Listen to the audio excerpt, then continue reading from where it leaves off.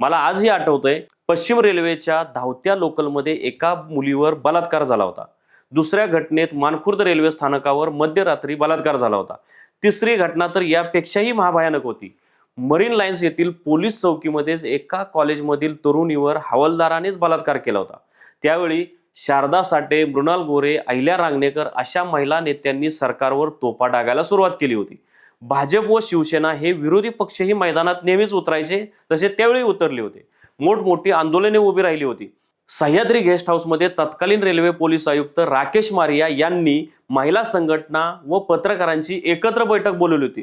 त्यावेळी मारिया यांच्यासारख्या कर्तबगार पोलीस अधिकाऱ्याला महिला नेत्यांनी तसेच महिला पत्रकारांनी फैलावर घेतलं होतं.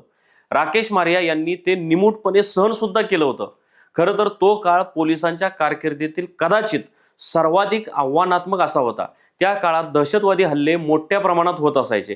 पश्चिम रेल्वेमध्ये झालेले साखळी बॉम्बस्फोट असतील, घाटकोपर स्थानकाबाहेर झालेला बॉम्बस्फोट असेल, मालेगाव बॉम्बस्फोट, ठाण्याच्या गडकरी रंगायतन बाहेर झालेला बॉम्बस्फोट, पुण्यातील एका बेकरीमध्ये झालेला बॉम्बस्फोट आणि सर्वात हादरवणारा 26/11चा अतिरेकी हल्ला, अशा मोठ्या घटना घडतच असायच्या.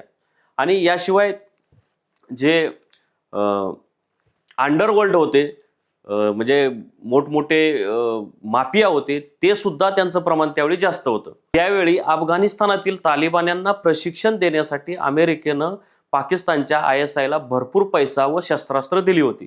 वाटेल तेवढी अमेरिकेकडून मदत ISIला केली जायची.